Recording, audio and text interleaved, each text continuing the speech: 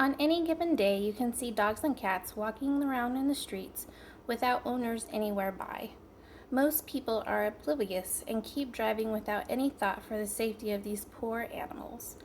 Unwanted dogs and cats are dumped to fend for themselves because there are simply not enough homes for all of them, or their owners just don't want them anymore. So, where have all these unwanted pets come from?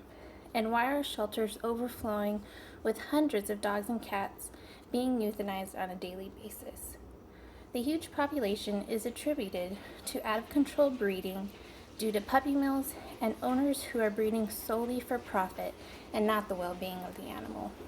Hello, my name is Beth Schneider, and today I'm going to be talking about pet population and some of the things that we can do to help with the problem. Let's take a look at some numbers to get a better picture of the problem. According to pet statistics, in as few as 6 short years, the offspring of an unspayed and unneutered dog can produce nearly 70,000 puppies. In that same time frame, 400,000 cats can result from just 2 unaltered cats. So what happens to all of these pets? Sadly, most will never make it to their first birthday or never know the love of a family. Every year in the United States, 10 million dogs, puppies, cats, and kittens are given up to shelters, while others are left and abandoned to fend for themselves. This is most likely due to illness, lack of moral well-being, and uneducated pet owners. The sad truth is 5 million healthy and adoptable pets are euthanized every year in shelters, mainly due to the overpopulation and simply not enough space to house all of these animals.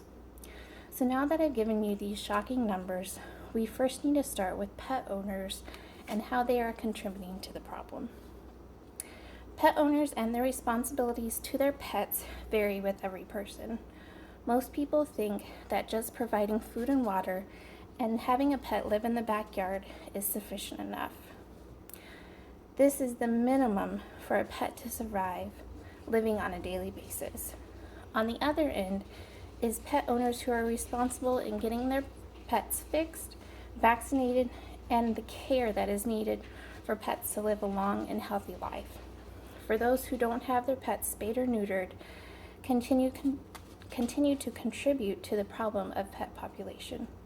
A dog and a cat will go to great lengths such as digging, jumping fences, or traveling long distances to seek out a female dog or cat that's in heat. This vicious cycle continues every 6 months for dogs and every 3 months for cats. And this is why there is such a problem with pet population. While some of the offspring from these births find homes, others may die due to illness, and some will probably wander off and end up in shelters, waiting their fate in the hands of kennels and finding room for availability. Again, the cycle of breeding continues when the offspring becomes of age and is able to reproduce. While trying to help educate owners about the responsibility of owning a pet, there are others who see it only as a moneymaker. In addition to all the unnecessary breeding that goes on, some owners believe that they can make a profit from breeding animals. Often the financial considerations of breeding are not taken into account. For example, I work in an animal hospital, and just recently a lady came in with her French bulldog who had been in labor for 8 hours and hadn't produced a single puppy yet. We had taken x-rays of the mama dog, and the doctors determined that she would need a C-section because the puppies were too large for her to give birth to naturally. Now back to the lady who brought the dog in. This was her first dog ever. She never dealt with breeding before, and she had no idea the complications that can arise when breeding pets. She was now faced with the cost of an emergency C-section to save her dog's life and the lives of the puppies, with a hefty price tag of $4,000. This situation happens way too often, and it just goes to show that the financial responsibility is not taken into consideration. Another example, a lady brought in her puppy that she had bought off of Craigslist. She brought it in the next day because the puppy was vomiting and had bloody diarrhea. We had diagnosed the puppy with parvo, and the puppy was so sick, the best thing that can be done for it was to be humanely euthanized. Unfortunately, the breeder got what it wanted, money. The new owner had a heartbreaking decision of putting the dog down, and the puppy paid the ultimate price, its life. The Humane Society of the United States reported that animals taken into shelter, 50% of cats and 60% of dogs are unaltered. Just think of how many times these animals have reproduced while living out on the street. And all of that offspring just adds to the growing numbers.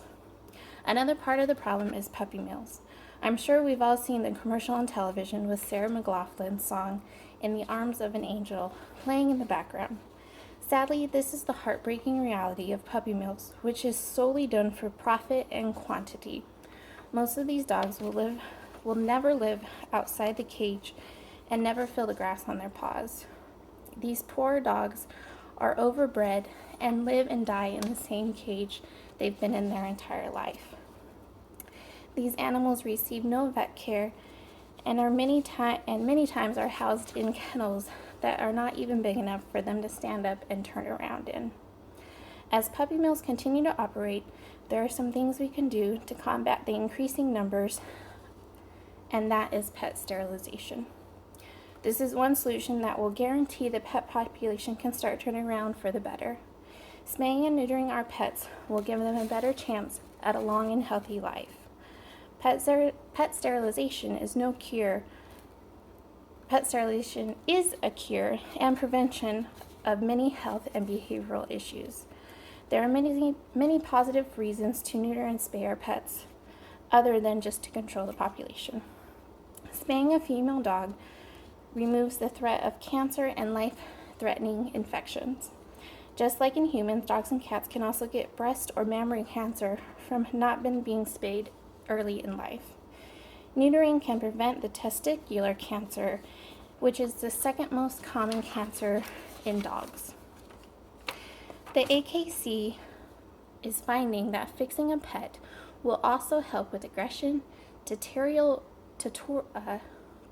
marking, and the urge to run away and end up in shelters.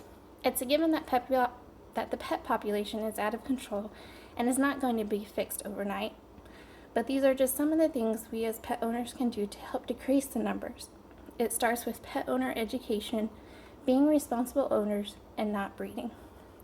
When looking for your next pet, instead of going to a pet store and spending an outrageous amount of money, look at your local shelters who rescue pets in need and find them loving homes.